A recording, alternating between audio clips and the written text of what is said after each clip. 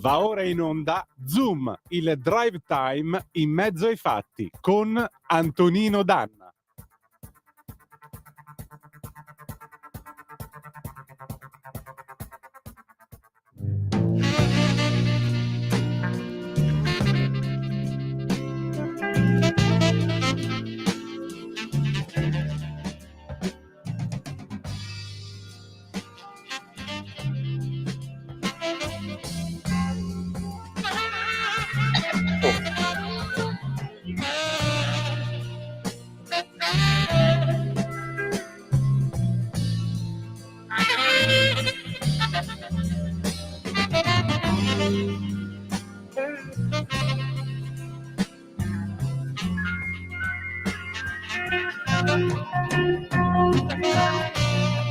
Quelli che cantano dentro nei dischi perché c'hanno i figli da mantenere, oh yeah.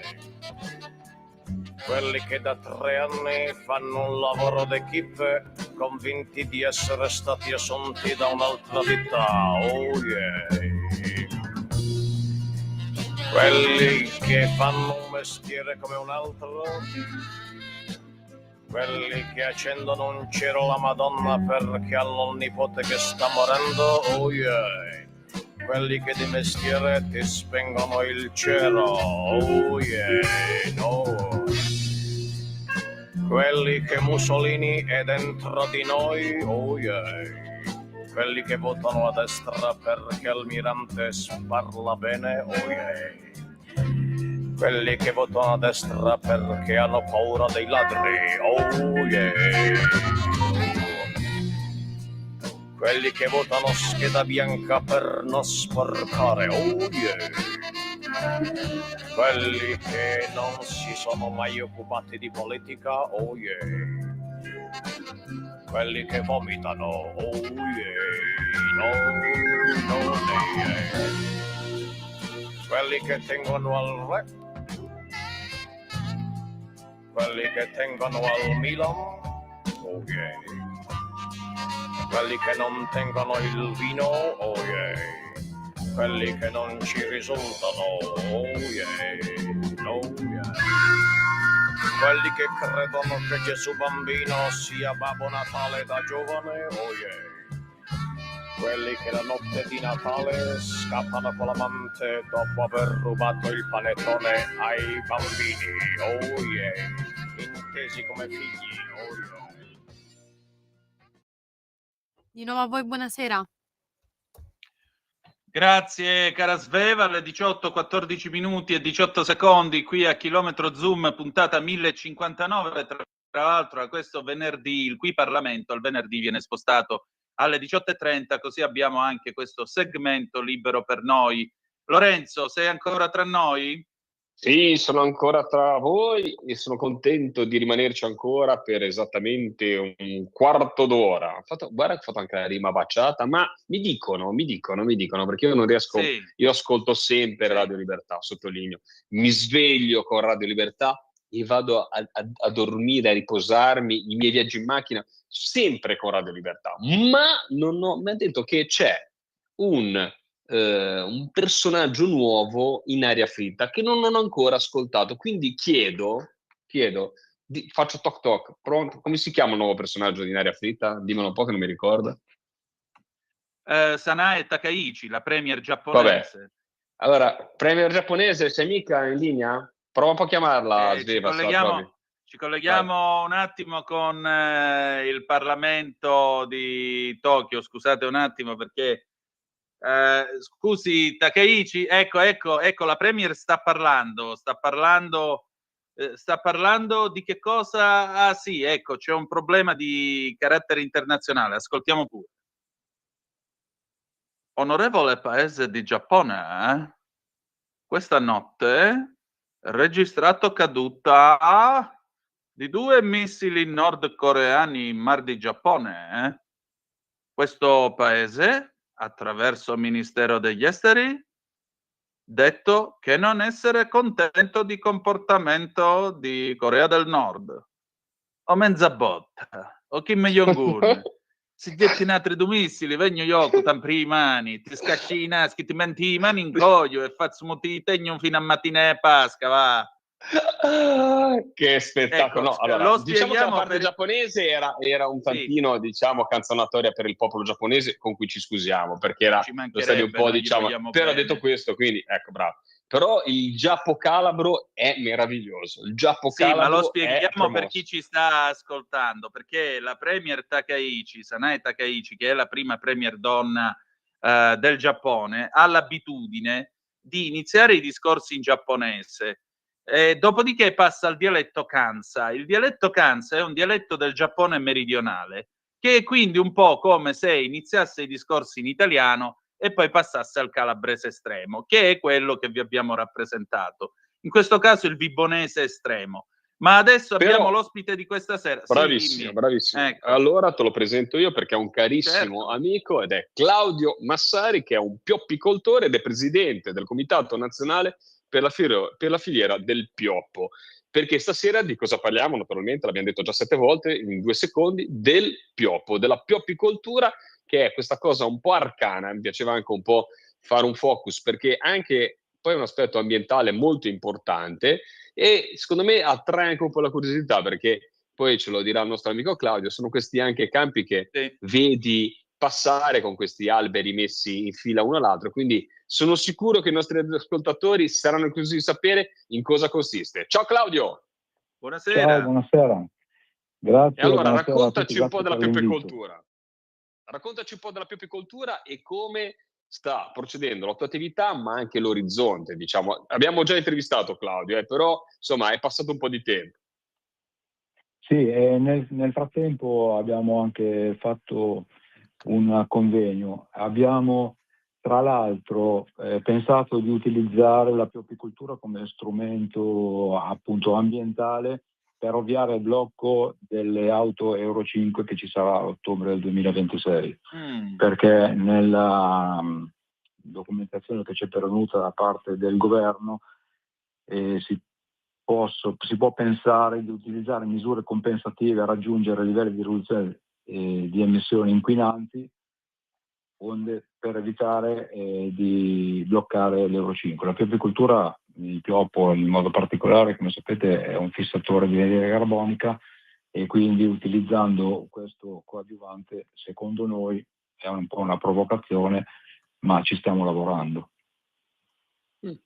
Assolutamente, sono tutte produzioni. Io quando parlo e ho stressato ai nostri ascoltatori parlando ad esempio della molluschicoltura, sembra una stupidaggine, ma il guscetto, il bivalve che si nasconde nella cozza, insomma, è lì, anche lì sottrae carbonio e vive grazie al fatto che sottrae carbonio, carbonati e diventa, e quindi anche lì si producono crediti di carbonio. Però questo, diciamo, è un progetto che avete messo a terra, importante, e poi fra parentesi, tutto questo, ma poi c'è anche una filiera importante che va per il settore industriale, per i mobili, per le cartiere. Ecco, dove va a finire quel pioppo, il tuo pioppo? Qual è la filiera? Cioè, c'è l'aspetto ambientale che è una provocazione, ma può essere qualcosa di importante. Producete dei crediti di fronte a dei debiti di carbonio, producete, dimmi se sbaglio Claudio, dei crediti di carbonio. Ma d'altra parte c'è anche tutto il lato di una filiera made in Italy che serve anche naturalmente a produrre 1000 cose diverse. Puoi raccontarci di questo? Sì, certo, perché l'industria in Italia, il fabbisogno dell'industria in Italia è il doppio della produzione, circa il doppio della produzione che l'agricoltura riesce a fare con la pioppicoltura. Quindi io mi rendo conto che per un agricoltore ricominciare a fare pioppicoltura in questo momento è difficoltoso perché non è una coltivazione tradizionale che tutti gli anni ha a disposizione un reddito, ma il reddito lo dà dopo 8-10 anni.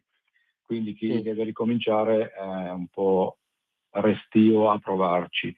Servirebbe un aiuto iniziale perché questa filiera comporta comunque una grossa possibilità di posti di lavoro, perché noi con la produzione del legname per fare i mobili la maggior parte, cioè la parte più di valore, ma non solo, abbiamo i pannelli da ecoidentazione, adesso si parla tanto di case green e noi riusciamo a produrre pannelli da coibentazione, facciamo i pannelli di truciolato, riusciamo a fare energia elettrica attraverso gli scarti da biomassa. E quindi la filiera, secondo noi, è molto importante, basterebbe lavorarci un po' anche a livello politico. Antonino?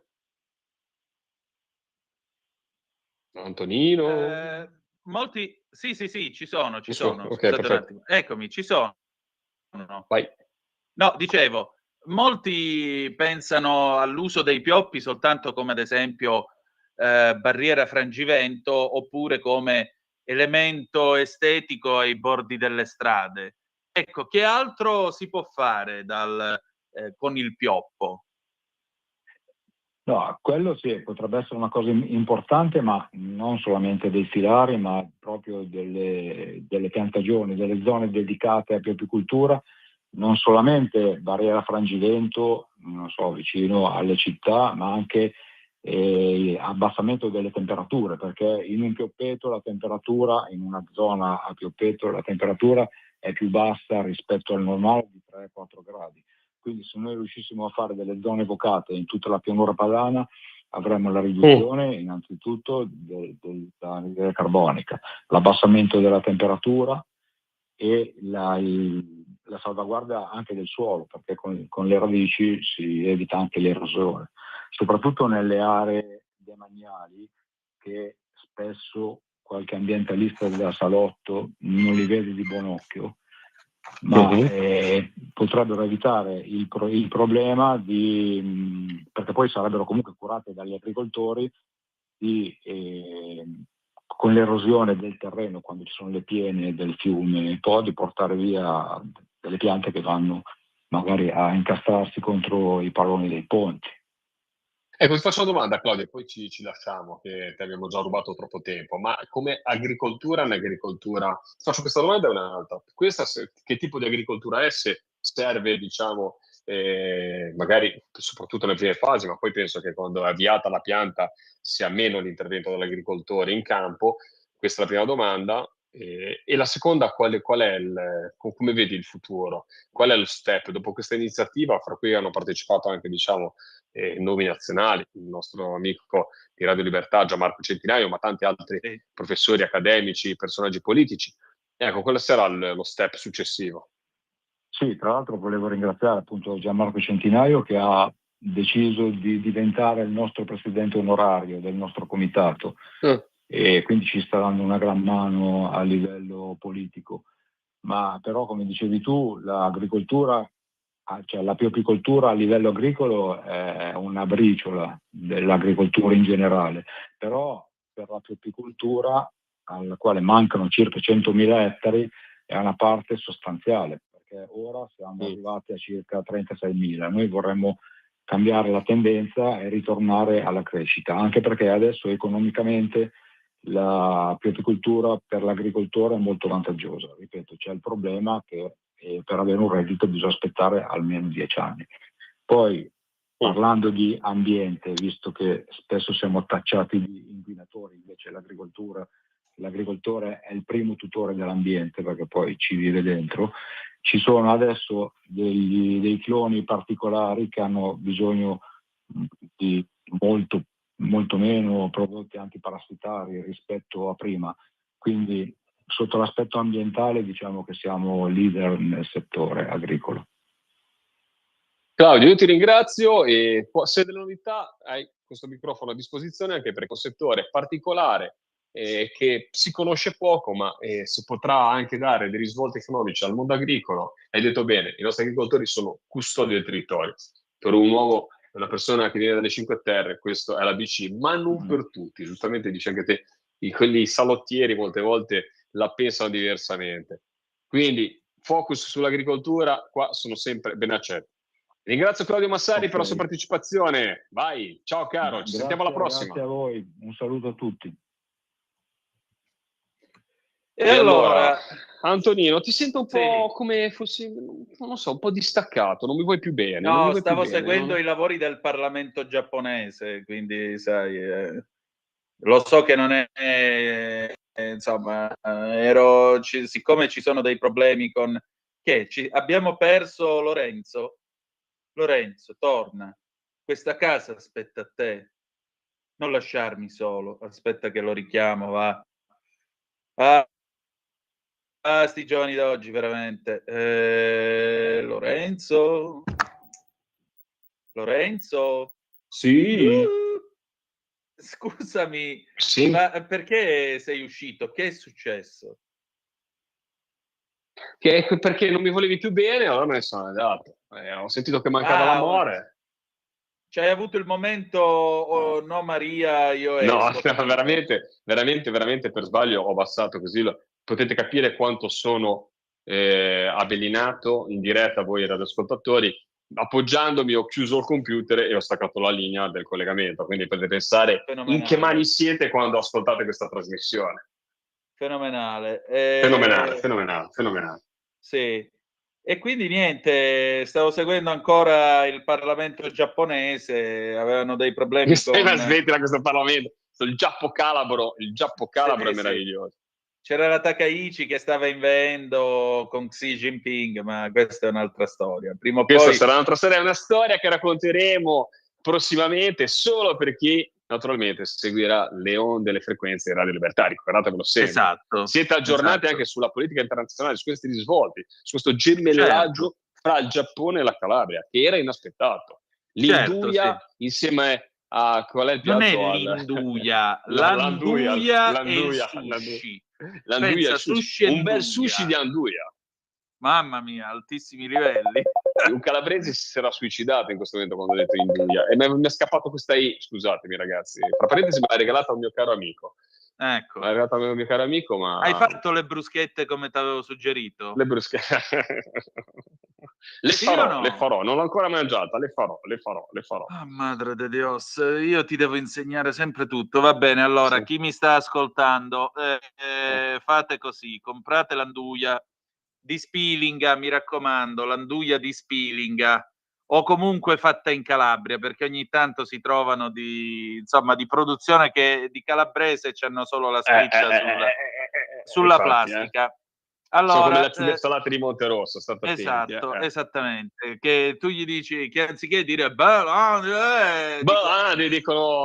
dicono ora nella Plaza de Toros bueno. Ecco, allora voi comprate l'anduia, andatela a comprare al supermercato o nella vostra bottega preferita, o ve la mandano i parenti col pacco da giù, eccetera eccetera. Dopodiché il pane, tenete del pane, lasciatelo stare un paio di giorni, poi lo tagliate a fette spesse massimo 1 centimetro, non c'è bisogno di una cosa troppo...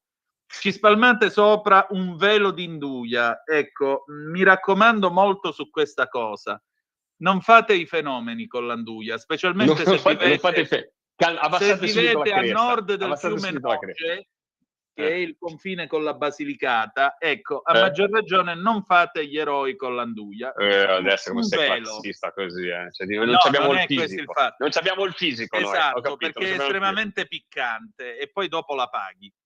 Quindi Ma la paghi in bocca oppure quando vai al bagno, diciamo? Ti infiamma tutto, La seconda che hai detto. La seconda che hai in detto. Uscita. In entrata e in uscita. Ecco, allora, velo di induia su queste fette di pane di 2-3 giorni massimo. Nel forno a 200 gradi la fate abbrustolire, 5 minuti vi bastano, basta che il pane diventa croccante. Se volete ci potete mettere un filo d'olio, se no così com'è lasciate che raffreddi un pochino, ve la mangiate. Comunque, un bicchiere di Cirò rosso, vedrete che telefonate e ci ringraziate pure. Un applauso ad Antonino Danna e alla Calabria in toto. Io ti mando però a quel paese perché non ho pranzato praticamente, ho mangiato una mezza focaccina, quindi questa cosa qua sai quando c'ho lo stomaco e dice Lorenzo ti sei scordato di mangiare, quindi ti odio perché adesso devo fare ancora un viaggio, una bella scalinata, stomaco vuoto, e mi hai stimolato invece l'appetito. E stasera ti fai le bruschette di induia. Mi faccio la bruschetta. E poi mi mandi le foto, che le vediamo venerdì prossimo. Com'è che gli diceva però la Presidente a Cosa? Cos'è che hai detto? A Kim Jong-un. L'ha chiamato affettuosamente alla Vibonese. O mezza botta! Comunque, cari mezza botta, ci sentiamo che non è bello dirlo. Mezza botta no, è un insulto. Dai, è l'equivalente di mezza cartuccia, dai. Mezza cartuccia, no, è peggio, è molto peggio. Cari radioascoltatori, dopo questo non ci faranno più trasmettere su Radio Libertà, quindi è l'ultima puntata. Ci sentiamo forse il prossimo venerdì, vi voglio bene e vi lascio le mani del grande, inevitabile, indimenticabile, abominevole no, Antonino Dana. Ciao a tutti! Vabbè, va, jingle, e poi qui Parlamento abbiamo Riccardo Molinari che parla giusto appunto della PAC, la politica agricola europea. Veramente, perdonatemelo, scusatemi. Vai pure Sveva, per cortesia, vai. Stai ascoltando Radio Libertà, la tua voce libera, senza filtri né censure, la tua radio.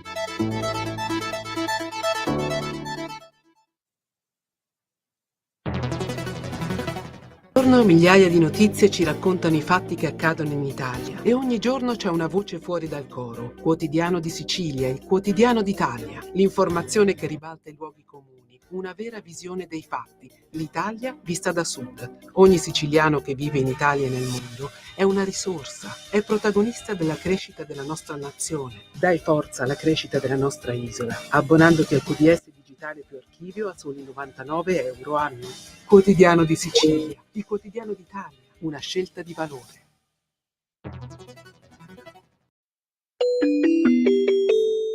Qui Parlamento. Grazie Presidente. Diciamo che è noto il fatto che il nostro partito, il nostro gruppo parlamentare in diverse sedi abbia spesso contestato le politiche di Ursula von der Leyen, sia nella commissione passata che in questa. Infatti il nostro gruppo non ha mai votato la fiducia a questa commissione, si è fatto anche promotore di mozioni di sfiducia di questa Commissione europea. E il motivo è semplice: noi abbiamo contestato le politiche, soprattutto sul settore economico, sulle politiche che sono state fatte, che dal nostro punto di vista mettono un freno alle attività produttive europee, e per questo siamo sempre stati contrari ogni volta che si è aperto il dibattito a ulteriori delegazioni di sovranità alla Commissione europea. Questo non per un senso di anti-europeismo, ma semplicemente per la precisa consapevolezza che l'Europa, per come è strutturata oggi e con questa Commissione europea, per le politiche che ha scelto di fare, sta già esercitando male le poche competenze che ha, e quindi sarebbe molto sbagliato attribuirgliene altre.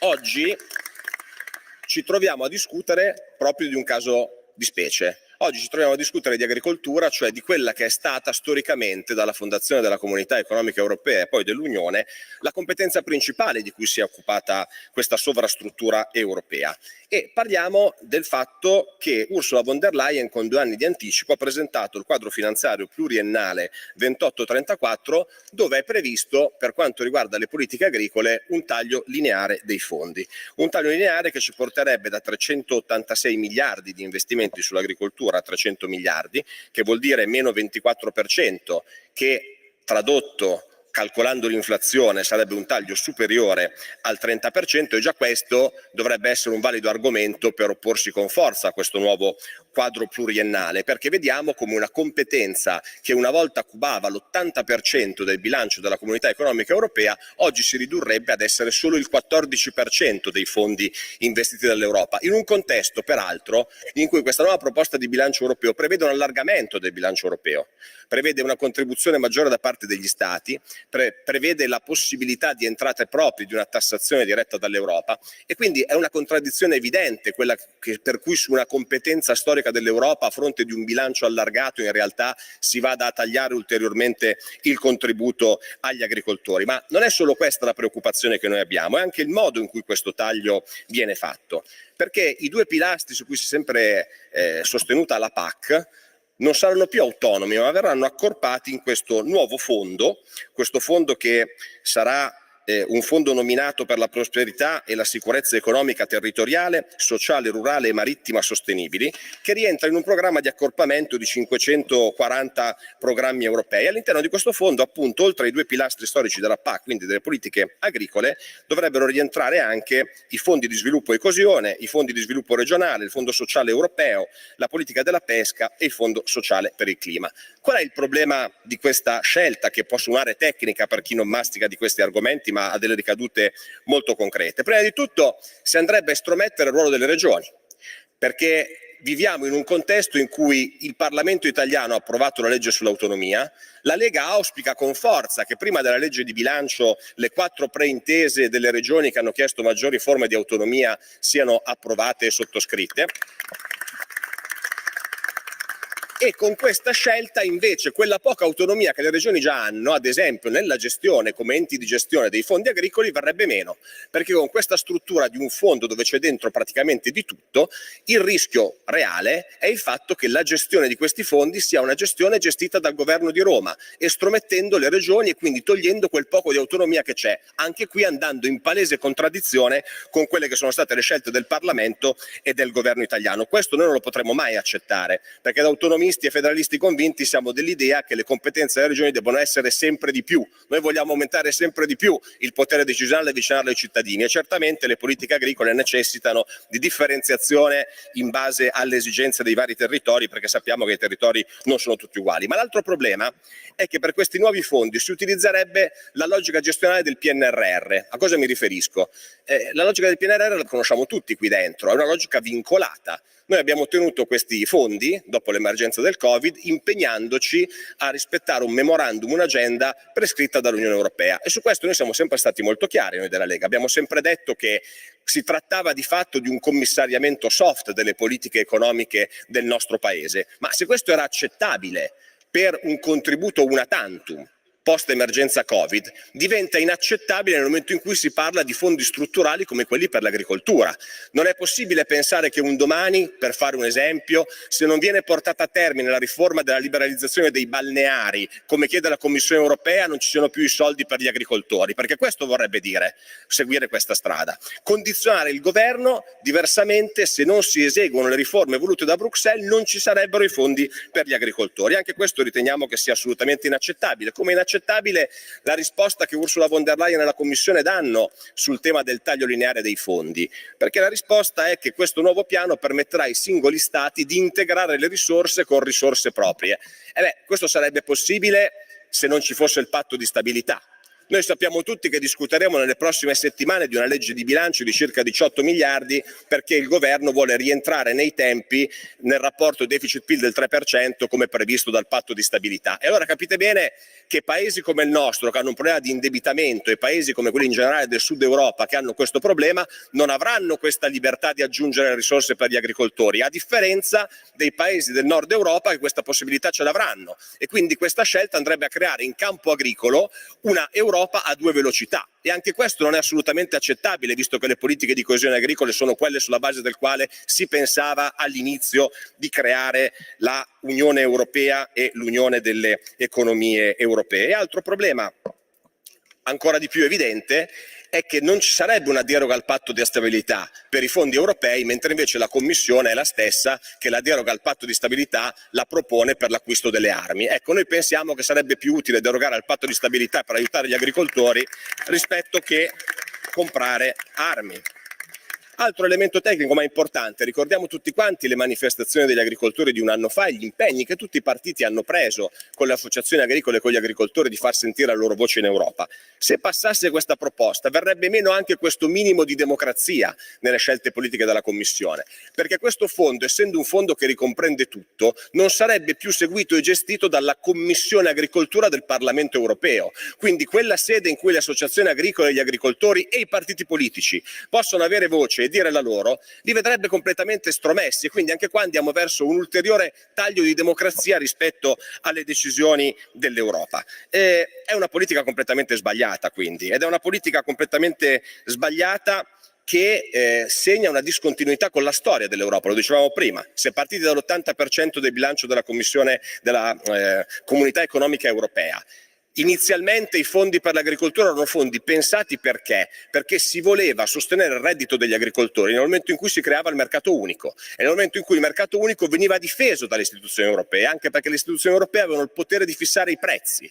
Come tutti sappiamo, dagli anni 90 con la liberalizzazione questa possibilità di fissare i prezzi non c'è più e i contributi dell'Europa sono diventati non contributi al reddito, ma contributi alle buone pratiche delle aziende agricole, quindi sono legati al fatto di portare avanti determinati piani di sviluppo indicati dalla Commissione europea. Oggi siamo a un passo ulteriore, come dicevo, oggi invece rischiamo che addirittura non solo non si controllino i prezzi, non si tutelino i prezzi, ma addirittura che i fondi siano vincolati alle riforme che fanno i governi e questo, ripetiamo, non è accettabile, ancora di più in un momento in cui l'Europa taglia i fondi, mentre invece i nostri competitor, in particolare USA e Cina, investono 1.400 miliardi di risorse per l'agricoltura. E allora invece che lamentarci dei dazi di Trump, cerchiamo di sostenere gli agricoli e magari cerchiamo di far sì che l'Europa i dazi per difendere gli agricoltori li metta su quei paesi che fanno dumping. Uno su tutti, la Cina, che detiene il 60% delle risorse cerealicole, determinandone i prezzi, per il 18% della popolazione.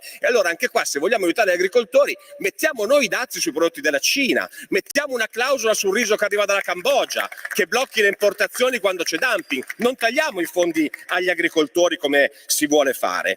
E soprattutto rivediamo il Green Deal, perché il Green Deal è una politica che oggi paga i nostri agricoltori per produrre di meno, in un momento in cui c'è un problema di sovranità alimentare. Tagliamo i fondi, li diamo agli agricoltori per produrre di meno e non regoliamo i prezzi. Questo significa che cosa? E chiudo, Presidente. Significa che come sul settore dell'auto, qua rischiamo che le scelte scellerate dell'Europa non solo affossino l'industria pesante europea come sta succedendo sull'automotive, ma ci sia una scelta deliberata di affossare anche il settore primario e non possiamo permettercelo affatto. Grazie.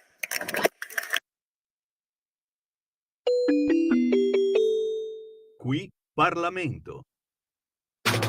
Stai ascoltando Radio Libertà. la tua voce libera, senza filtri né censura. La tua radio.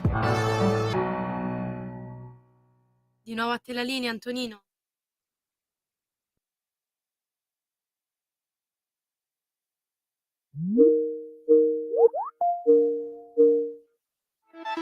Stai ascoltando Radio Libertà, la tua voce libera, senza filtri né censure, la tua radio. A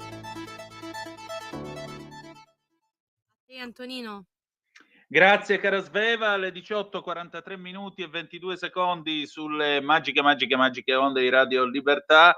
Antonino Danna al microfono con voi e adesso come ogni venerdì, Chilometro Zoom, che è anche un rotocalco, vi porta a vedere bei posti dove si mangia bene. Il momento di Mangiamondo con la nostra Maddalena Baldini, che questa settimana ci ha portati in quel di Modena. Sveva, se sei pronta, vai pure.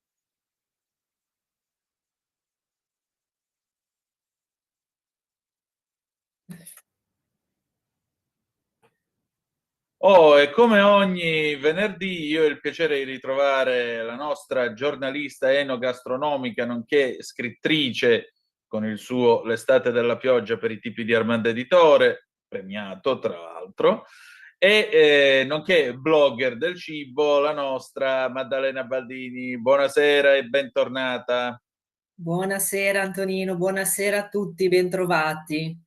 Allora, stasera ci porti in un posto che questa immagine che stiamo già mostrando descrive, diciamo, in maniera abbastanza icastica, ma la domanda ovviamente è sempre quella, e cioè, di che cosa si tratta? Hai subito messo l'immagine, una delle più accattivanti. Caro Antonino, questa sera ci facciamo un bel giretto in quel di Modena. Guarda qua che immagini, quindi è quasi impossibile non azzeccare il luogo magico nel quale ci facciamo una passeggiata. Siamo nella bella Modena, che penso che sia una delle capitali mondiali dell'enogastronomia, insomma. Oltre che per la sua bellezza, per il suo fascino. E pensate che Modena oggi la vediamo e la conosciamo come una città attiva, moderna, dinamica, sempre pronta ad accontentare i palati di tutti, ma è una città molto antica, perché anche in questo caso bisogna fare un salto indietro di diversi secoli per arrivare ai Romani, che pensa la costruiscono come colonia su quella che ancora oggi si chiama Via Emilia, ed è quella via meravigliosa, all'epoca lastricata, che, sulla quale poi sono sorte altre città importanti del territorio emiliano, come Parma, Bologna, Rimini, quindi insomma era una via importantissima, centro attivo, fondamentale per i romani. Dopo ciò però vive un periodo di semi-abbandono, e un periodo che va avanti per un po' di tempo finché arriviamo al famoso anno 1000, no? Questa porta storica fondamentale, e da quel momento in poi Modena riprende, diciamo, si veste di un nuovo abito. Tanto è che pensa nel 1099 c'è l'inizio della costruzione della cattedrale, di questa meravigliosa cattedrale che oggi, assieme alla piazza e alla torre della quale parleremo, mi pare dal 97 o dal 98, è patrimonio dell'UNESCO. Una cattedrale maestosa, importante, voluta dal popolo, quindi è il popolo stesso che a un certo punto, preso dai fermenti del nuovo millennio, decide, eccola qua, meravigliosa, decide proprio di dare un volto nuovo a Modena e decide di partire dalla cattedrale come centro di aggregazione. E pensa che vengono chiamati due artisti importantissimi per l'epoca, l'architetto Lanfranco e uno scultore particolare di nome Viligelmo. Cos'ha di particolare questo scultore decoratore? Proprio perché siamo ancora appunto nell'anno 1000, quindi c'è ancora un po' di confusione, incertezza, i credenti sono ancora contesi tra mille pensieri, mille paure, mille dubbi, che cosa accadrà, la fine del mondo, insomma, tutte queste cose. Questo Viligelmo riesce a decorare la facciata, oltre che con le storie tratte dalla Bibbia, riesce a decorarla con delle sculture che hanno dell'incredibile, perché sono un mix di mitologia, animali fantastici, mostri, quindi proprio per dare ancora l'impatto, per far capire quanto, nonostante la città e la popolazione in generale si trovassero a vivere in un momento favorevole di rinascita, quanto però gli antichi, le antiche paure, insomma, fossero ancora presenti. E consiglio di andare a vederla perché è un'opera d'arte eccezionale, meravigliosa. Svetta vicino alla cattedrale questa torre, eccola qua, che è un'altra delle torri più alte d'Italia. Siamo, per la precisione, mi pare che siamo all'altezza di 86 metri. E viene chiamata la Torre della Ghirlandina, e ha questo nome particolare perché, se ci fate caso, soprattutto nella parte finale, è piena di decorazioni che assomigliano proprio a delle ghirlande.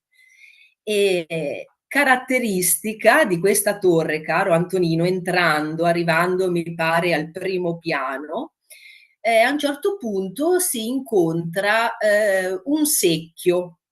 Per la precisione, ecco, per la precisione, come dicono i modenesi e come poi ci dirà la letteratura, è una secchia. Ebbene, questa secchia risale a una battaglia, siamo attorno al 1320-1325 e fa riferimento alla battaglia di Zappolino tra Modena e Bologna. E pensa che questa secchia è stata, secondo quello che si racconta, è stata contesa ed è stata forse un po' la causa effettiva, anche se in realtà c'erano poi di fondo motivazioni di carattere economico, politico e Questa è la territoriali. famosa secchia rapita. Bravissimo, è la famosa secchia rapita del Tassoni che troviamo in quest'opera molto divertente e fa riferimento proprio a questa battaglia che in realtà divertente l'è stata poco. Ma la secchia, mi correggo, che vediamo all'interno della torre è una copia, anche se l'originale esiste ancora ed è conservata all'interno del comune di Modena, un altro edificio meraviglioso e se non mi sbaglio è conservata in una teca super custodita, preziosissima, nella Sala del Fuoco, così chiamata perché c'è un immenso camino che era sempre acceso, pensa, per dare l'opportunità ai commercianti che operavano sulla piazza in un qualche modo di potersi scaldare per combattere il freddo e le temperature umide che sono sempre state un po' diciamo l'elemento distintivo del clima di Modena. Ecco, e quindi lì all'interno del comune si può ancora vedere proprio la secchia originale di questa. Ecco, bravissimo, l'hai trovata, perfetto. Quindi, insomma, una caratteristica assolutamente unica, un oggetto unico. Eccola qua, magnifica, ecco. E altro elemento architettonico di Modena, i portici, Antonino, che meraviglia passeggiare e visitare la città sotto questi portici che sono una vera perla architettonica, tra l'altro una caratteristica che la si trova poi in altre città emiliane e anche quelli, eccoli qua, magnifici.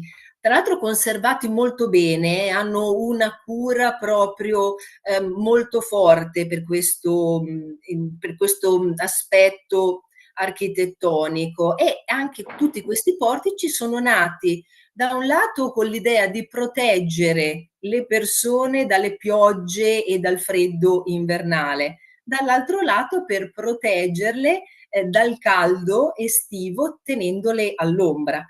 Attività che ancora oggi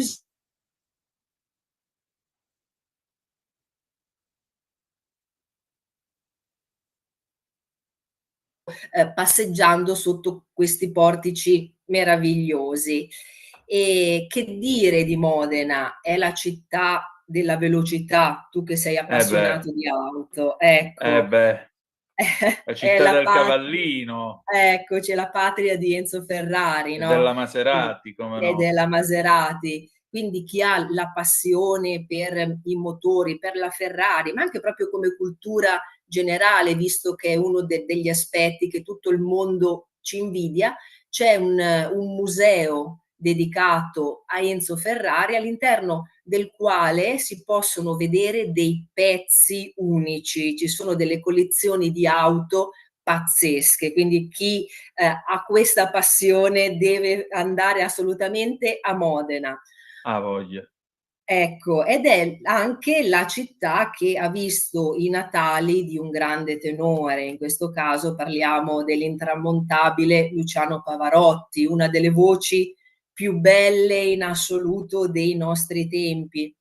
Sempre nella città di Modena c'è un museo dedicato a lui con manifesti, abiti, premi, insomma tutto ciò che ha caratterizzato la vita e gli infiniti successi di questo grande artista. Ma Modena è ricordata anche per un altro elemento che ha coinvolto e coinvolge i bambini di oggi, ma anche noi bambini degli anni '80, Antonino, che dici? Le famose collezioni delle figurine, le come no, la figurine Panini Modena. Panini, ecco. E pensate che c'è proprio una statuetta tra la piazza principale e uno dei portici che riprende il disegno del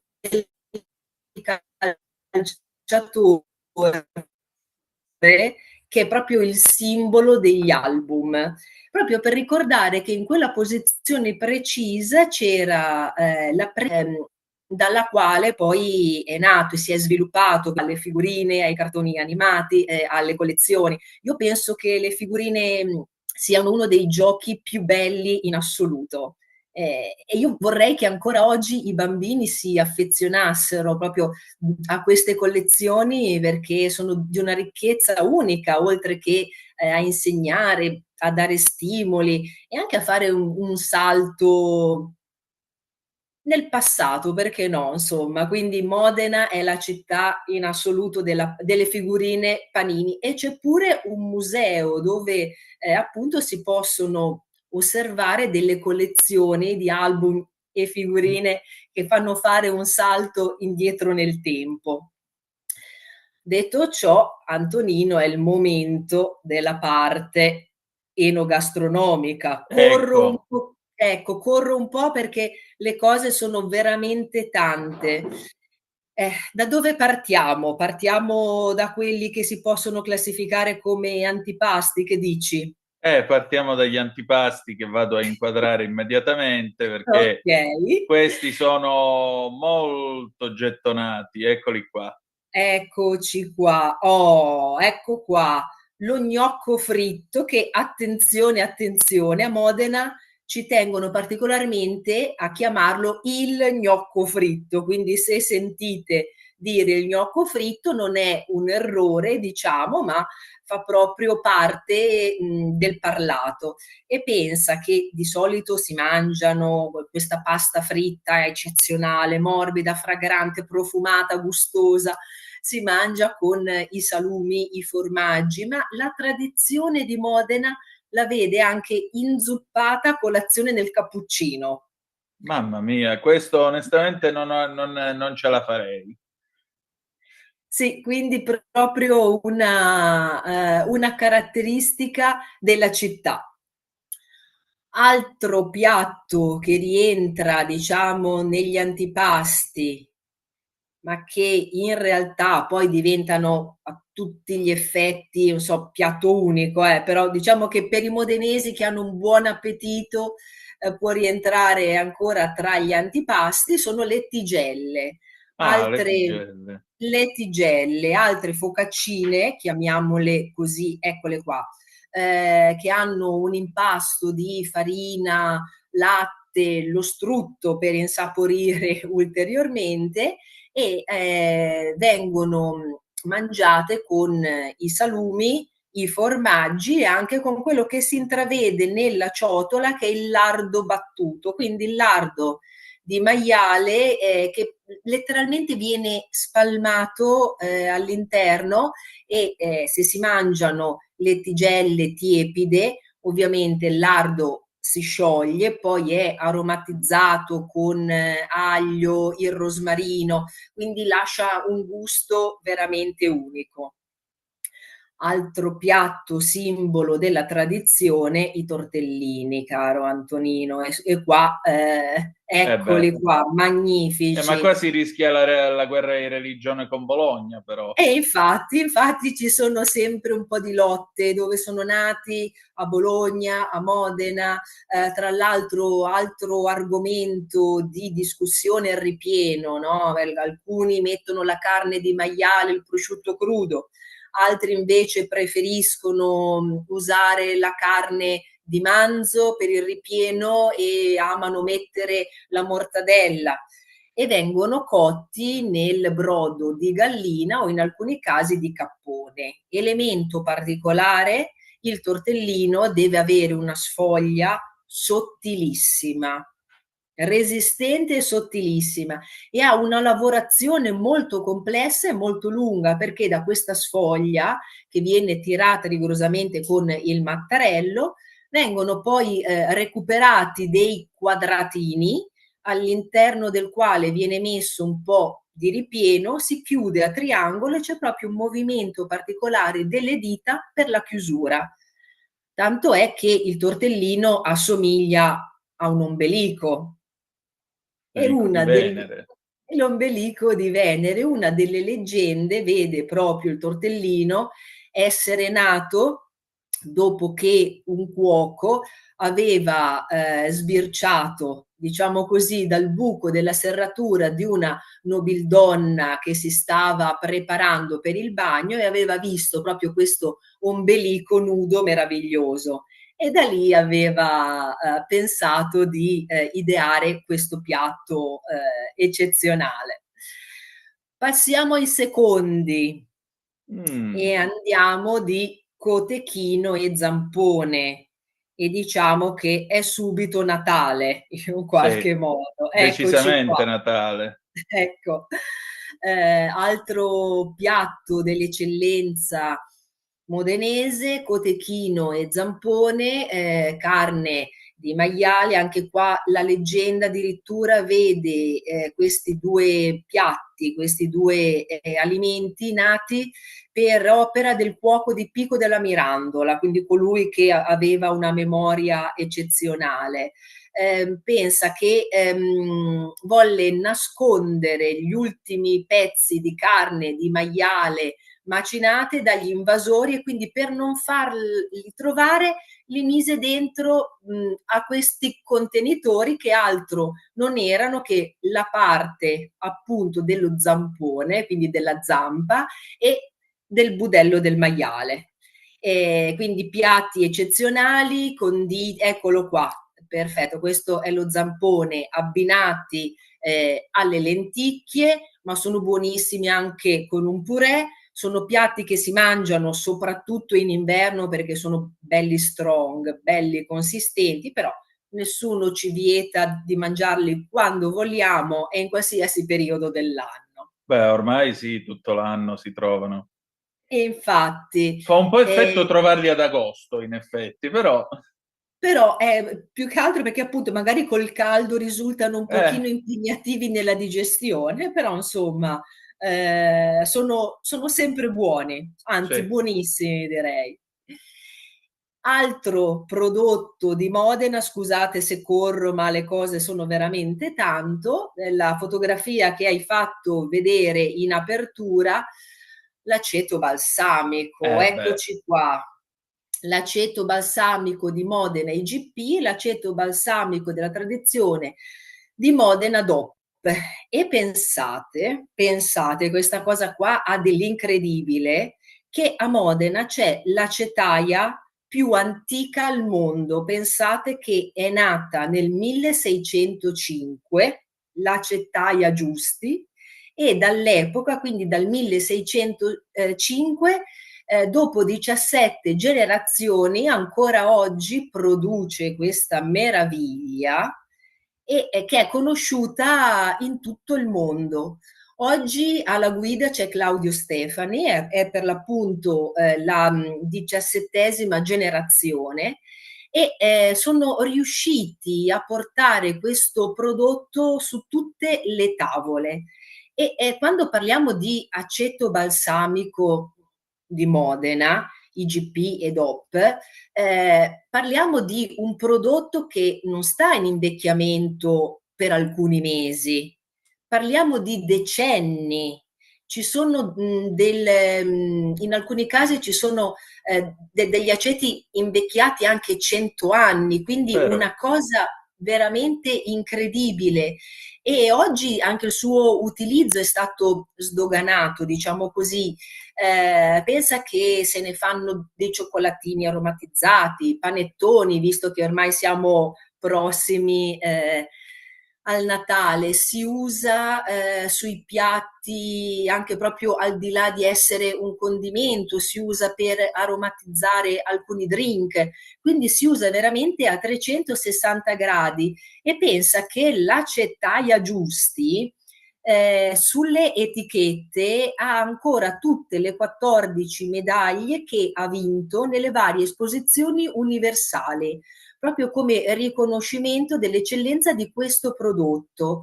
Ha un museo incredibile, bellissimo, dove si possono osservare tutti i vari passaggi di questo oro nero.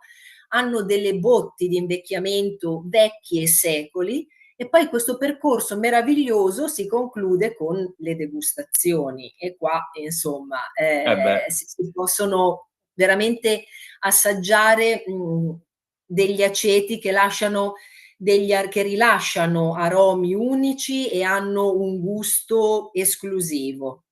Quindi un'altra delle ricchezze di Modena. Ecco qua, guarda, c'è proprio il drink vicino. Fanno pure il vermouth, vedo. Eccoci qua, e infatti, quindi viene utilizzato anche proprio in contesti che esulano, diciamo, dalla cucina classica e credimi che dà dei risultati fantastici. Tra l'altro loro producono un vermouth che viene invecchiato proprio nelle botti dell'aceto, che è un qualcosa di inimitabile. Stupendo. Buonissimo.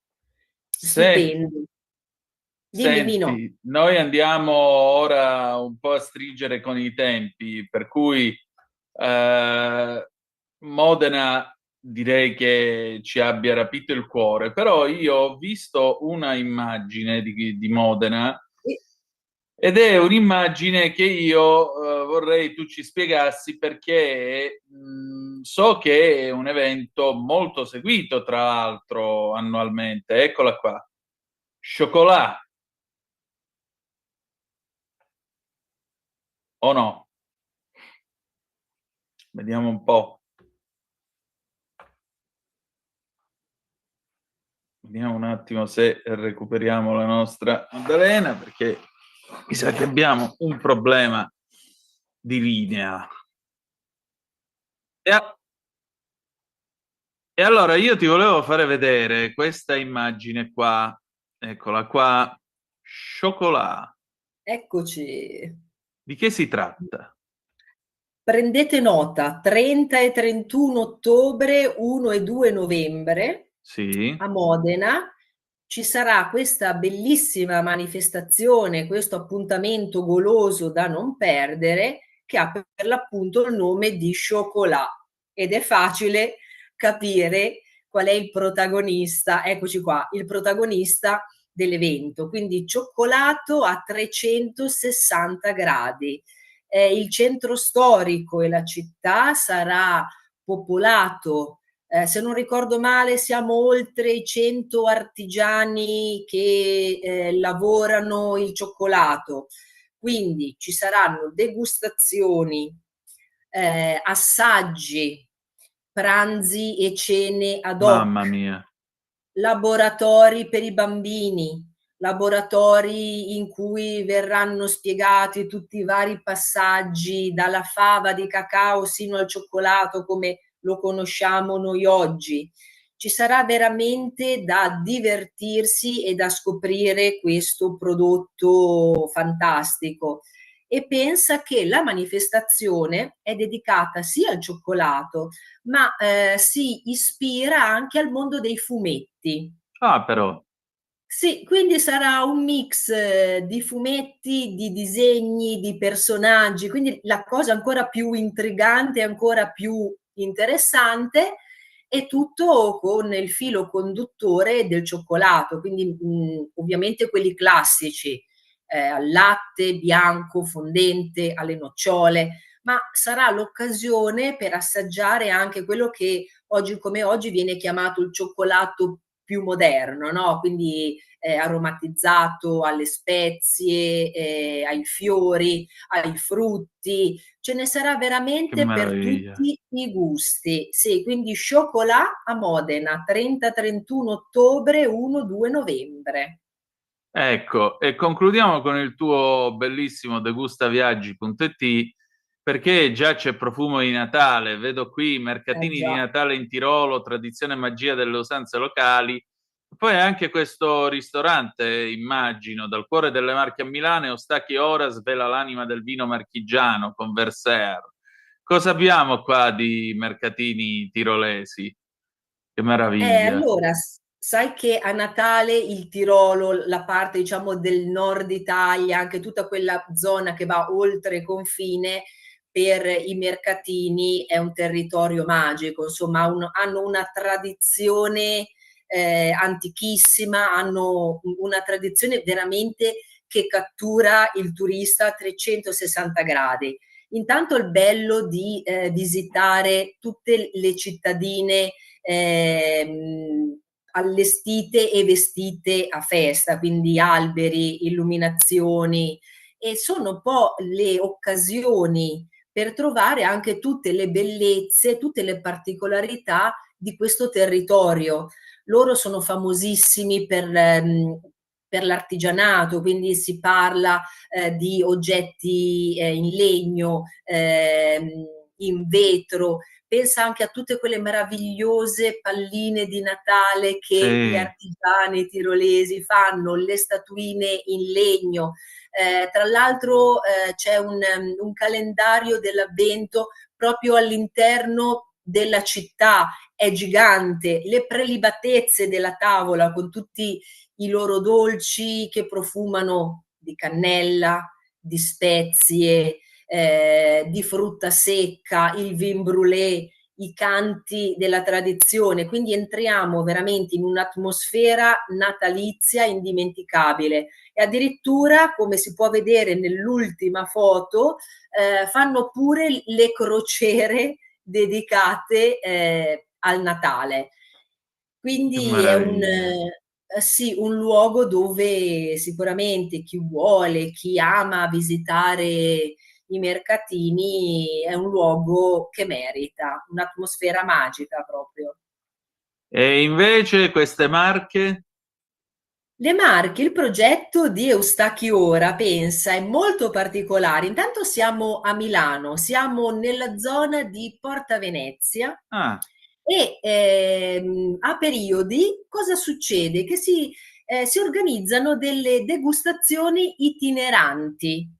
Vengono coinvolte delle piccole cantine dell'Italia, ma con dei prodotti veramente eccezionali e vengono fatte conoscere al pubblico attraverso un percorso di degustazione a tappe che coinvolge i locali del territorio. Considera che siamo in zona Stoppani, quindi siamo proprio nel cuore di Porta Venezia.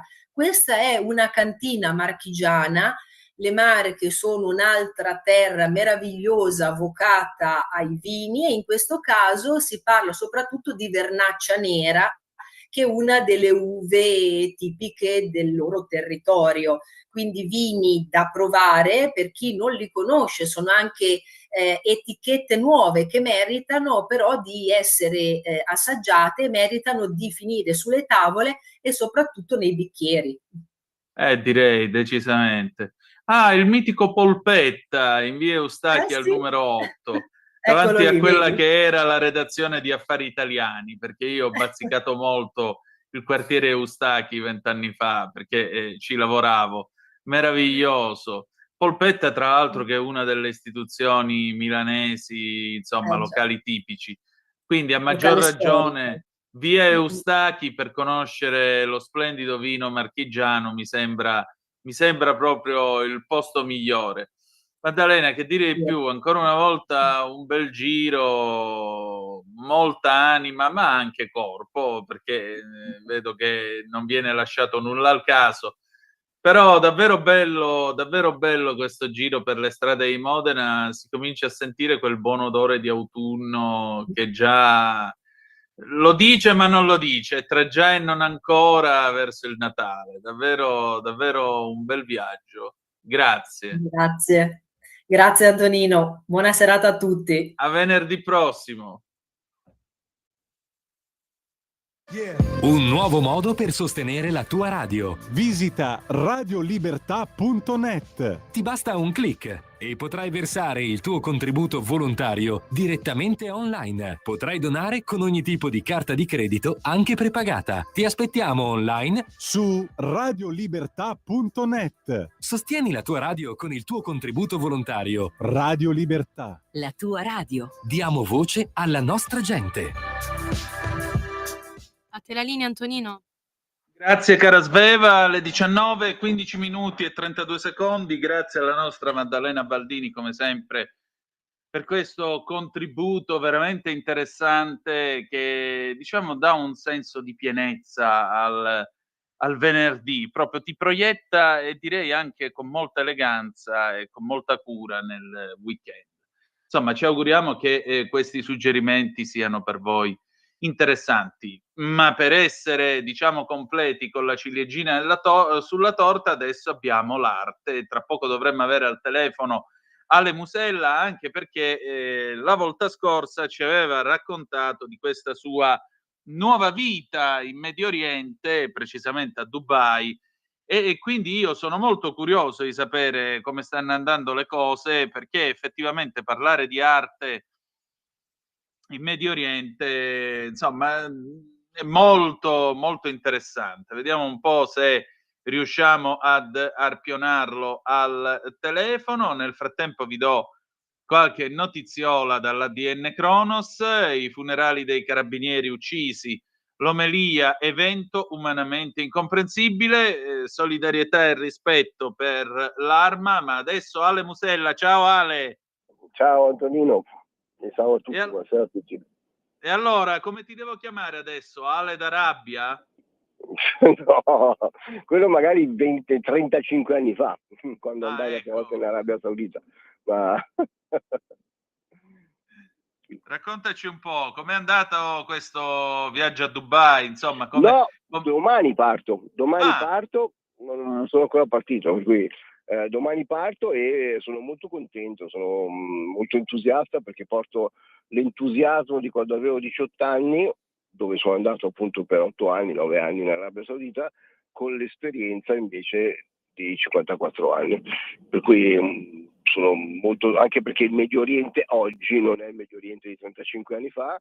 In più io ero in Arabia Saudita, adesso invece vado a Dubai con un riferimento in India, ma comunque sia a Dubai, ed è una scelta ponderata, cioè nel senso che per molte persone Dubai è l'Eldorado, o comunque è il nome che portano più in bocca del Medio Oriente, senza conoscere il Medio Oriente, perché paradossalmente Dubai non è Medio Oriente. E tu mi chiederai perché? Appunto, lo trovo un po' un controsenso. Allora, semplicemente perché se tu già fai il calcolo, gli Emirati sono 7, sono stati messi insieme nel 74, Doha, per cui il Qatar poteva essere l'8º, invece è un pochino più integralista, già all'epoca ha detto noi siamo autosufficienti, non ci interessa entrare in questo gruppo di Emirati. Gli Emirati sono 7, noi ne conosciamo fondamentalmente 2, che sono Abu Dhabi e Dubai. Mentre Abu Dhabi è rimasto ed è molto più medio orientale, ti basti pensare che il 90% del 90% delle persone che vivono ad Abu Dhabi parla arabo, il 70% delle persone che abitano a Dubai non parla arabo. Questo ti fa capire quanta gente straniera ci sia. Però. Allora, Dubai non vive né di petrolio né di gas, l'abbiamo detto tante volte, vive sul turismo e sulla desalinizzazione dell'acqua, ok? Per cui il turismo è una voce importante nel PIL, chiamiamolo così, di Dubai. Sì. Il che questo ha portato a far definire Dubai una Las Vegas nel deserto. Ma perché? Perché Dubai, a differenza di tanti altri stati medio orientali, ha aperto all'Occidente. Quando io andavo in Arabia Saudita, il posto più vicino all'Occidente, quando dovevi fare affari o cose particolari, era il Cairo. Per cui si parlava di Maghreb, si parlava di Egitto, e anche i principi sauditi, quando dovevano fare qualcosa di particolare, si spostavano al Cairo. Oggi Dubai, che è centro nevralgico anche a livello geografico del Medio Oriente, ti dà la possibilità di poter gestire i tuoi contatti anche a livello europeo. Perché mentre in stati più vicini magari il semplice poter bere un bicchiere di vino può diventare un problema, o lo chador o il burqa, a Dubai, se tu sei una persona che è islamica o è musulmana, decide di usare il burqa o lo chador, lo fa, altrimenti può tranquillamente non farlo, ok? Già questo ti dà un'idea un po' dell'apertura diversa. Abbiamo visto l'ultimo mondiale di calcio in Qatar, che è stato forse il meno adatto, perché comunque ricordiamo che per esempio in Qatar il Qatar non ha un campionato di calcio, per cui capisci che fare un mondiale di calcio in un paese che non ce l'ha come sport nazionale, o comunque non ce l'ha neanche come sport, diventava un pochino ridicolo. Però l'ho fatto per pubblicizzarlo, va benissimo. Il Qatar, che è in grande evoluzione sotto tutti i punti di vista, è comunque rimasto ancora un pochino più legato alla tradizione. E la sultana Al Thani, cioè la moglie di Al Thani, cioè la famiglia regnante, è una grandissima donna illuminata che ha scelto invece di copiare Dubai, siccome il Qatar ha sia petrolio che gas, ha scelto di dire: io do spazio all'arte medio orientale, alla musica medio orientale e investo molto sulla sanità. Per cui il Qatar è diventato un centro molto importante culturale per l'Islam e per il Medio Oriente, e va benissimo, ok? Allora, detto questo, torniamo invece a Dubai. Dubai, essendo un centro nevralgico, mi dà la possibilità di gestire i contatti in maniera completamente diversa. Allora, quello che noi andiamo a fare a Dubai è entrare in uno spazio molto particolare che abbiamo creato noi, che parla di luxury e di arte, per cui all'interno ci puoi mettere moda, ci puoi mettere gioielli, ci puoi mettere, ovviamente con un occhio referenziale nei confronti del mondo dell'arte, e organizziamo incontri con persone una volta al mese, massimo 15 persone, con le quali dialogare di quello che scegliamo di proporre, che può essere arte, la maggior parte appunto per forza è arte, perché io mi occupo di quello, ma anche di altro. Un po' una sorta di factory di Andy Warhol, ok? Dove tu fai incontrare persone che magari non si conoscono, li inviti a cena e da lì inizi a dialogare e a proporre o a promuovere o semplicemente a parlare di quello che tu vuoi. Allora, questo è un sistema nuovo che abbiamo testato, che funziona, proprio perché io ho lavorato in 14 posti del Medio Oriente, qui l'Oman, il Qatar, come vi ho detto, il Bahrain e quant'altro, la Giordania, la Siria. A Dubai trovi le persone che sono già un pochino più aperte, perché comunque Dubai adesso è diventato il punto fondamentale per i sauditi, è al centro del Medio Oriente, per cui in un'ora, bene o male, di aereo arrivi in tutti i paesi che ci sono nel Medio Oriente. E se una persona è un po' più aperta di mente e vuole fare un weekend o comunque spostarsi anche solo per lavoro, invece che dover spostarsi in Europa, al Cairo o quant'altro, arriva a Dubai. Per cui se tu Dubai la vedi e la interpreti in maniera professionale, hai la possibilità di incontrare personaggi, se tu li sai scegliere, di un certo livello, che hanno possibilità sicuramente di spesa, ma comunque culturalmente adeguati nel parlare, nel discutere di qualsiasi cosa. Questo è un concetto che esula dal concetto di galleria. Come ti ho detto, è uno spazio particolare dove si va a colloquiare, dove si va a dialogare. Perché? Perché quando tu inviti le persone in galleria, la gente comunque arriva perché magari c'è il vernissage, ma ovviamente la galleria è preposta a vendere fondamentalmente, meno che a informare. In questo tipo di atteggiamento invece noi abbiamo la possibilità di andare a dialogare, a parlare con le persone senza che loro abbiano la sensazione che tu debba per forza vendergli qualcosa. Tu gli stai raccontando una storia, gli stai raccontando la cultura di un posto, gli stai raccontando la storia dietro un'opera d'arte. Questo, se tu Dubai la utilizzi in quella maniera, allora hai dei buoni risultati. Se tu pensi che sia l'Eldorado e per cui ti basti aprire una galleria perché tutte le persone entrino per guardare e comprare arte, lì siamo un pochino fuori strada, anche perché e questo da una parte è un plus, dall'altra un minus, per chi ama l'arte è un minus, per chi ama il soldo è un plus, l'arte viene interpretata come lusso e per cui spesso e volentieri il medio orientale acquista l'arte perché è uno status, ma non tanto per quello che c'è dietro all'oggetto d'arte.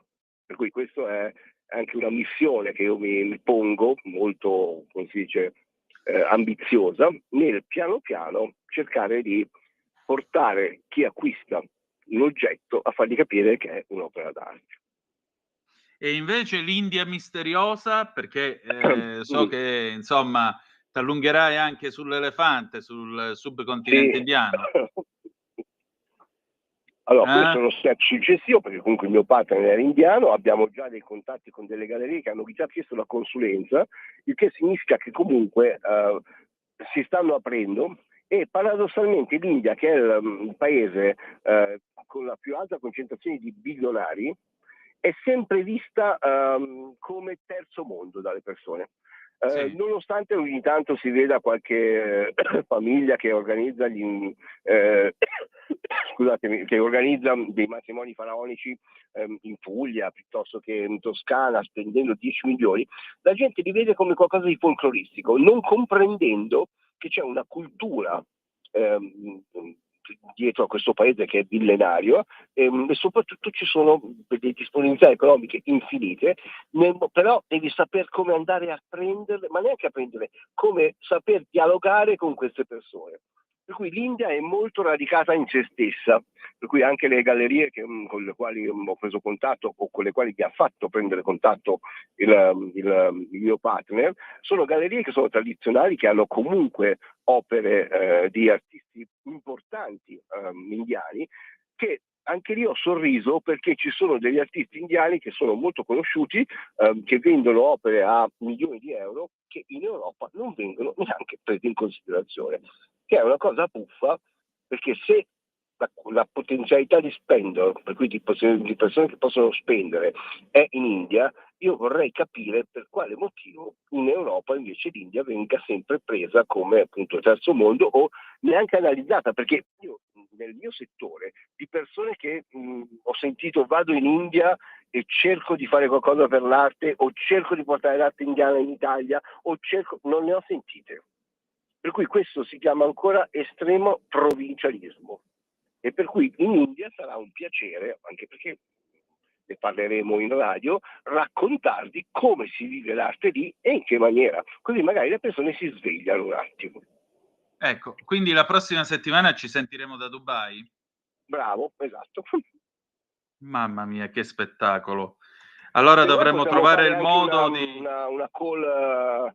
adesso non lo so come siete messi in radio, però se hai voglia possiamo fare non so che si chiama Zoom o una call col telefono, non lo so, se vuoi vedere dove sono così magari vi racconto un po', altrimenti rimane il telefono e va benissimo. Facciamo una cosa, proviamo a farla con Teams. Tu ce l'avevi Skype? Sì, certo. E allora poi facciamo una prova in settimana, mi mandi un messaggio, ci coordiniamo con gli orari. Così capiamo, bravo Antonino, così almeno capiamo se funziona e se funziona può diventare una cosa carina, così almeno vi faccio vedere anche dal vero determinate cose. Benissimo, benissimo, perfetto. Allora, io ti ringrazio come sempre. Quando è che parti domani? A che ora? Alle 3, per cui la mia prode partner mi accompagnerà a mezzogiorno. Da mezzogiorno deve essere una Malpensa. Benissimo, allora fai buon viaggio e ci sentiremo presto, ok? Ok, un abbraccio a tutti, grazie mille. Benissimo, grazie ancora. Sveva, jingle e torniamo tra poco, grazie. In quanti ti promettono trasparenza, ma alla fine ti ritrovi sempre con la bocca chiusa e non puoi dire quello che pensi? Radio Libertà non ha filtri né censure. Ascolta la gente e parla come la gente. Oh, rieccoci qua. Allora, alle 19:29 minuti e 33 secondi sulle magiche onde di Radio Libertà. Direi che in questa puntata numero 1059 di Chilometro Zoom, intanto monumentale il nostro Ale Musella, ma soprattutto adesso Se sei pronta, Sveva, è giunto il momento di lui, l'implacabile Pierluigi Magnaschi, direttore di Italia Oggi, con il suo diritto e rovescio. Se sei pronta, vai pure, cara. Nelle elezioni regionali in Toscana il centro-sinistra ha vinto alla grande. Infatti il governatore uscente Eugenio Giani del PD è stato eletto con il 60% dei voti, mentre il suo avversario di centrodestra Alessandro Tomasi ha preso solo il 41% dei voti. Fra i due sfidanti quindi c'è stato un distacco a favore del centro-sinistra di ben 19 punti percentuali. Ma c'è un altro aspetto da considerare che è legato al fatto che la frequenza al voto è caduta drasticamente anche in Toscana, passando da un'affluenza del 53% di 5 anni fa ad uno del 48% di oggi, con una caduta del 15%. Cioè un vero baratro in così poco tempo. In questo campo, quello cioè della fuga dal voto, il centro-sinistra ha perso più consensi di quelli persi dal centro-destra. Infatti il centro-sinistra ha perso il 23% dei voti presi 5 anni fa contro il 20% dei voti persi adesso dalla destra, confermando così che il centro-sinistra, anche in una regione rossa come la Toscana, dove il campo largo resta egemone, il centro-sinistra, dicevo, riesce a trattenere meno elettori di quanto non sia riuscito a fare il centro-destra. Come sempre implacabile il nostro Pierluigi Magnaschi, grazie Sveva. Ora per favore ti chiedo di chiamare l'avvocato Consuelo Locati, perché facciamo questa telefonata al volo con lei, dal momento che abbiamo contezza del fatto che oggi si è tenuta l'udienza preliminare del processo a 4 ex dirigenti della sanità in quel di Roma. Precisamente al Tribunale di Roma, udienza preliminare del processo Covid che vede al banco degli imputati 4 ex dirigenti della Direzione Generale di Prevenzione, Raniero Guerra, Francesco Maraglino, Maria Grazia Pompa, Giuseppe Ruocco, per il mancato adeguamento del piano pandemico e mancata preparazione dell'Italia ad affrontare la pandemia. L'avvocato Locati è in treno, quindi sarà un collegamento un po' da viaggio intemperie, ma appunto lei fuori dal Tribunale Penale di Piazzale Clodio già dal mattino si sono radunati circa una cinquantina di familiari delle vittime del Covid dell'associazione Sereni e Sempre Uniti, così la nota diffusa da Sereni e Sempre Uniti, a sostegno dei loro legali presenti in aula, Consuelo Locati, Giovanni Benedetto, Luca Berni, Piero Pasini e Alessandro Pedone. Vediamo un po' se riusciamo a entrare in contatto. Sì, l'ospite è in linea. Grazie tante Sveva. Avvocato, buonasera, avvocato Consuelo Locati. Buonasera a tutti, grazie per l'invito. Prego, stavo leggendo la parte iniziale del comunicato stampa, com'è andata questa udienza? Ma allora, l'udienza è andata bene, molto più delle aspettative probabilmente che avevamo. È stato depositato stamattina un certificato medico da parte di un legale degli imputati che insomma, voleva avere probabilmente un rinvio dell'udienza.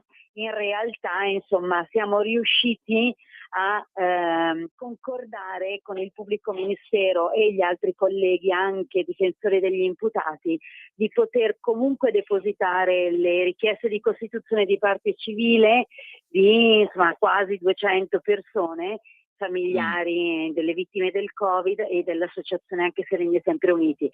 Adesso l'udienza è stata rinviata poi al 24 marzo del 2026 per la discussione sull'ammissibilità insomma, delle nostre costituzioni, ma il dato interessante che è emerso insomma, in questa udienza è stata sicuramente la posizione del PM, che ha dichiarato che non si opporrà a una ammissione delle parti civili, e la richiesta dell'ex numero 2 dell'OMS, Raniero Guerra, che insomma, ha chiesto un interrogatorio, cross examination, che perché insomma lui vuole dire la sua verità, la ricostruzione degli eventi, e dopo l'udienza poi ha dichiarato, insomma, a una giornalista che lui non vuole essere l'unica persona a pagare per diciamo un sistema che non ha funzionato e che ha qualcosa, insomma, che bisogna far emergere. Ecco, di sicuro lui ha dichiarato che non è solo sua non è solo a carico suo quello che poi i familiari delle vittime chiedono nella gestione della pandemia. Ecco, questo è la sintesi di quello che è successo stamattina in udienza. Benissimo, benissimo. Quindi ora che cosa ci aspettiamo? Ma ora ci aspettiamo il 24 di marzo del 2026, una bella udienza in cui discuteremo sulla missione, insomma, con le parti civili, e poi su altre questioni preliminari. Noi abbiamo chiesto anche la modifica del capo di imputazione o la configurazione accanto per il mancato aggiornamento del piano pandemico anche per il reato di epidemia, almeno epidemia colposa omissiva. Vedremo cosa succederà all'udienza del 24 di marzo, scusate. Molto bene, allora grazie avvocato, e avremo modo insomma di risentirci più avanti, d'accordo? Grazie mille. Scusate il collegamento, ma sono in treno. No, è andata bene, grazie ancora. Buon viaggio. Grazie, arrivederci, buona serata. Arrivederci. E allora, amiche e amici miei, ma non dell'avventura, vi abbiamo dato anche questo aggiornamento proprio in tempo reale. Sono le 19:36 minuti e 54 secondi sulle magiche onde di Radio Libertà. Naturalmente in tutto questo io sto compulsando. A questo punto andiamo a vedere le agenzie, il telefono comunque aperto 029294 7222. Se avete desiderio di intervenire qui tra di noi, vi dicevo, l'ADN Cronos, funerali dei carabinieri uccisi, l'omelia, evento umanamente incomprensibile. Presenti Mattarella, Meloni, molti ministri, presente anche la segretaria PD Schlein. Un lungo applauso ha accolto l'arrivo dei feretri con le salme di Marco Piffari, Valerio Daprà, Davide Berna in chiesa. Ancora, manovra via libera dal CDM, la Meloni seria ed equilibrata risponde a bisogni concreti, ecco tutte le misure. Sigfrido Ranucci, l'auto esplosa stanotte contro di me, salto di qualità. Permettetemi di esprimere pubblicamente la mia vicinanza, stima e simpatia, nonché umana solidarietà e professionale, soprattutto solidarietà, nei confronti del collega Sigfrido Ranucci. Vedete, ognuno di noi fa il suo mestiere, lo fa a modo suo, fa i suoi programmi, c'è chi li può condividere, c'è chi non li condivide, c'è chi trova interessanti certe cose, c'è chi non le trova interessanti. Ma qui siamo nell'ambito delle opinioni e è legittimo avere ognuno la propria. Quello che non è legittimo è quando si passa dalle opinioni agli attentati, perché mettere una bomba da 1 chilo sotto 2 automobili, innescare la miccia e farle saltare entrambe per aria causando dei danni non da poco, non è una cosa che rientra nell'ambito del dibattito delle idee, non è giornalismo, non ha niente a che fare col giornalismo, soprattutto non ha niente a che fare col concetto di civiltà nella quale viviamo. Quindi la cosa più importante è rispetto e vicinanza per il collega Ranucci, solidarietà, e ovviamente ci auguriamo che le forze dell'ordine e gli inquirenti trovino al più presto i responsabili di questa cosa indegna e facciano giustizia, perché come è successo a lui poteva succedere a chiunque altro.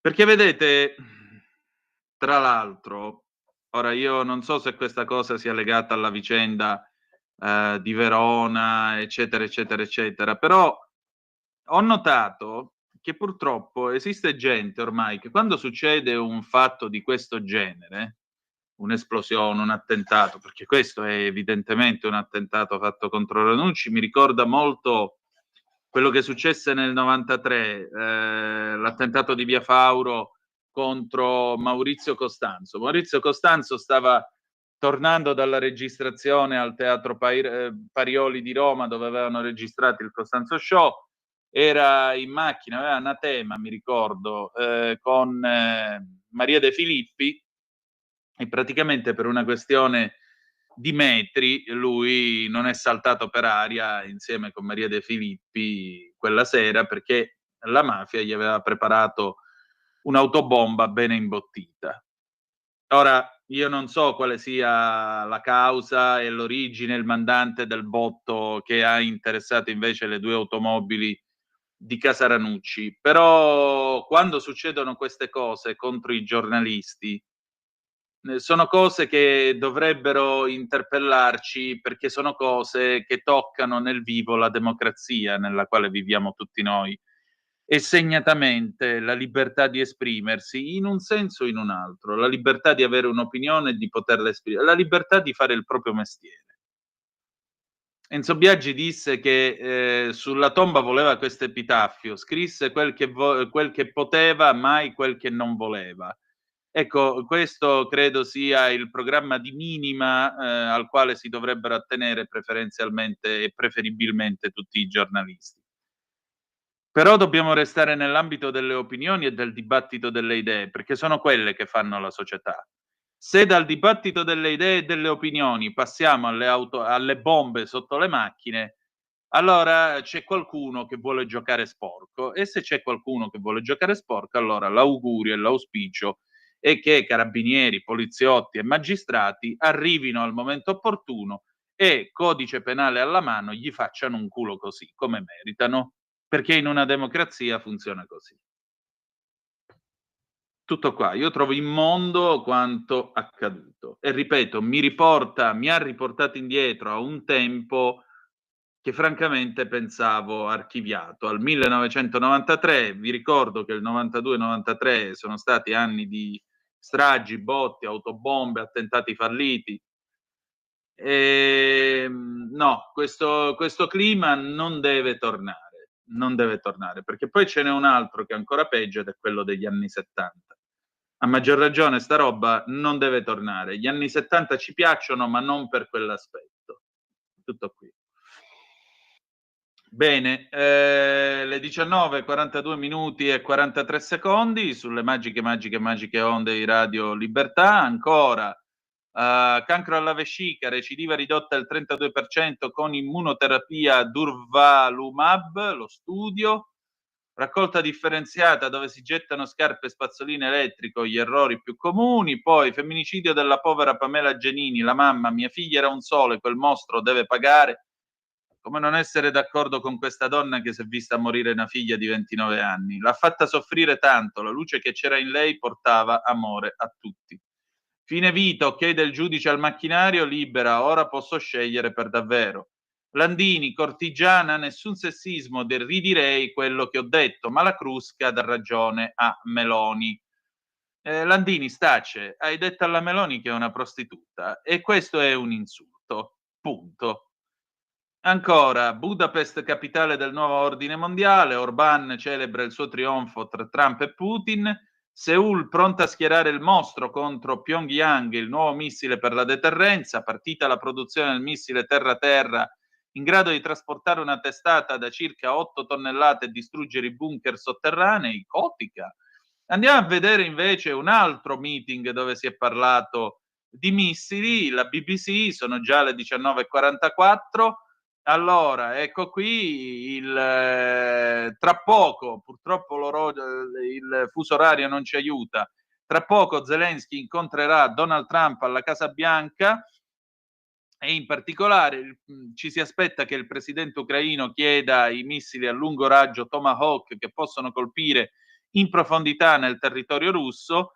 Trump poco prima aveva sottolineato che avrebbe potuto dare i Tomahawk all'Ucraina, ma dopo aver parlato con Putin ieri ha detto ne abbiamo bisogno anche noi, per cui non so che cosa possiamo fare in materia. Il portavoce del Cremlino, Dmitry Peskov, ha detto domenica che dare all'Ucraina queste armi sarebbe stata un'escalation ulteriore.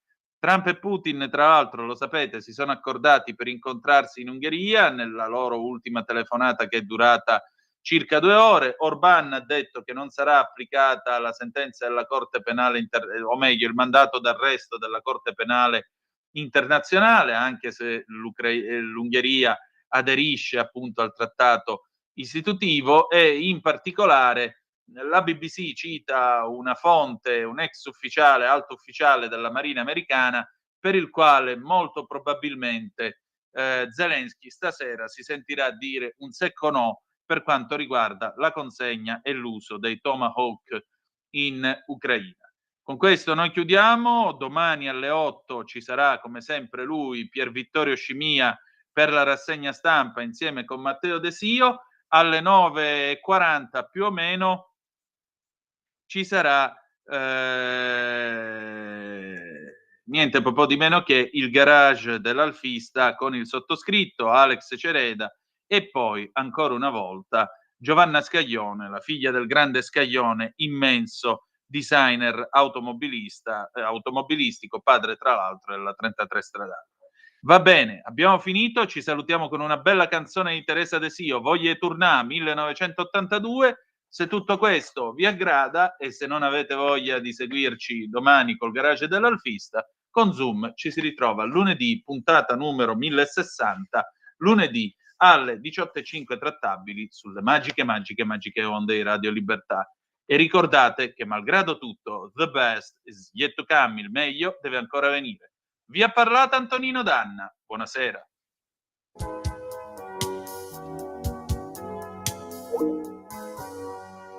Voglio tornare, voglio vedere come tempo può rubare tutte le colori in da via e gira per città e bagaggia racca occhio come oliva nera che guardano senza parlare, terra che non va dormire e non va cagnare, terra tua brucia ne parola, niente che non ne posso dare. Voglio tornare in te questa città, guardare te va a toccare, non so fermare mai. Voglio vedere, non mi chiamo da fare, che sta andando da fare, non ti può sbagliare. E che sarà che non va a fare niente come una malinconia la voce Avete ascoltato Zoom, il drive time in mezzo ai fatti.